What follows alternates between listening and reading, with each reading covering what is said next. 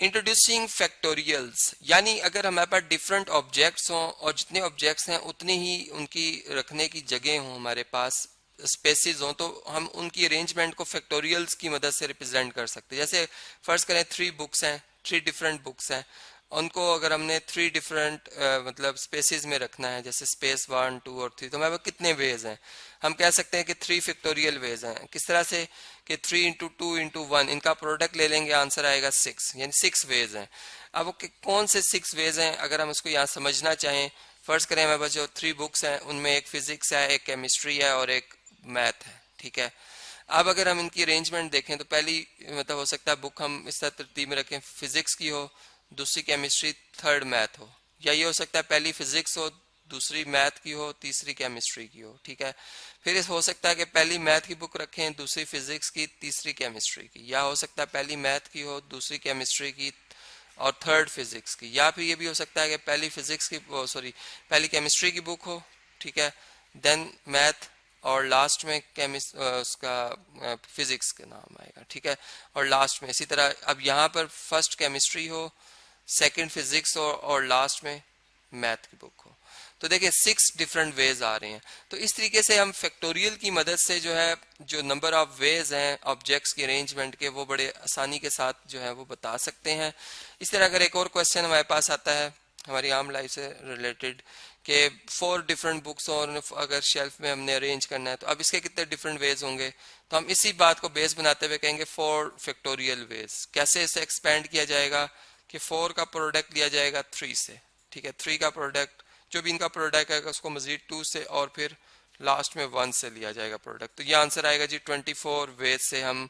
जो है वो इन बुक्स की अरेंजमेंट कर सकते हैं जो डिफरेंट बुक्स हैं, ठीक है। अब अगर फर्ज करें हम एक जनरल बात करते हैं कि n अगर एक हमारे पास इंटीजर है, पॉजिटिव इंटीजर है, ठीक है, मैं विद इन ब्रैकेट पॉजिटिव भी लिख लेता हूँ, और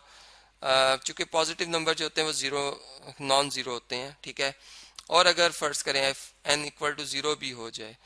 तब भी, ठीक है, जो n फैक्टोरियल होगा हम उसे कैसे एक्सपेंड करेंगे, ठीक है। देखें हम ये बात करते हैं कि n फैक्टोरियल का मतलब जैसे 4 फैक्टोरियल को कैसे हमने एक्सपेंड किया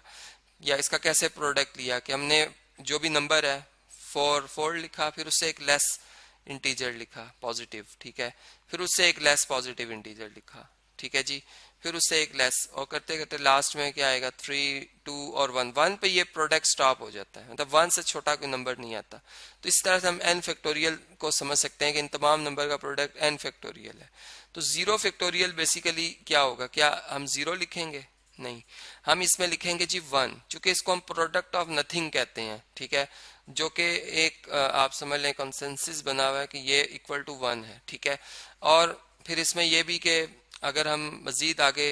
रिलेशंस पढ़ते हैं तो वहाँ पर हमें जब परमुटेशन का कंसेप्ट मिलता है, ठीक है, तो हम बात करते हैं जब n ऑब्जेक्ट्स और n स्पेसिस हों, ठीक है, सिर्फ ये आपको मैं एक फार्मूला की हद तक बता रहा हूँ, तो इसको हम ऐसा एक्सपेंड करते हैं कि n factorial divided by n minus n factorial, ठीक है। तो आंसर हमारे पास n फैक्टोरियल आता है divided by n difference n जो होता है वो 0 फैक्टोरियल होता है जिसको हम 1 कहते हैं। तो इस तरह से यही बात जो ऊपर मैंने आपको बताई कि अगर 4 डिफरेंट ऑब्जेक्ट्स हैं, 4 डिफरेंट बुक्स हैं और 4 ही प्लेसेस हैं हमारे पास एक शेल्फ में रखने के लिए, तो इसमें भी परमुटेशन ही का कंसेप्ट आ रहा है। यानी अगर मैं परमुटेशन देखूं कि कितने मुख्तलिफ तरीकों से मैं बुक्स को अरेंज कर सकता हूँ, 4 बुक्स को 4 स्पेसिस में, तो वो n फैक्टोरियल वेज ही आएगा, मतलब 4 फैक्टोरियल इसका आंसर आएगा। तो यहाँ से आप 0 फैक्टोरियल का कंसेप्ट समझ सकते हैं कि 1 के इक्वल क्यों आ रहा है, ठीक है जी। और इसके अलावा अगर हम एक मजीद मतलब कोई भी और भी एग्जांपल देख लें, जैसे अगर 3 बुक्स हैं, ठीक है जी, 3 मतलब चेयर्स हैं, राउंड टेबल है फर्ज कर लें, और इसे हम चेयर 1 2 3 कह रहे हैं, और 3 ही पर्सन है, फर्ज करें ये A पर्सन है, ये B पर्सन है और ये C पर्सन है। तो इनको कितने तरीकों से हम मतलब इनकी अरेंजमेंट इस राउंड टेबल पे कर सकते हैं, वो भी हम बड़े आसानी से बता सकते हैं कि जो नंबर ऑफ वेज हमारे पास आएंगे वो 3 फैक्टोरियल आएंगे, ठीक है। 3 फैक्टोरियल वेज से हम इन्हें रिप्रेजेंट कर सकते हैं, जो कि कितना बनता है जी 3 इंटू 2 इंटू 1 6 आता है इसका आंसर। तो इस तरह से हम फैक्टोरियल का कंसेप्ट जो है वो समझ सकते हैं।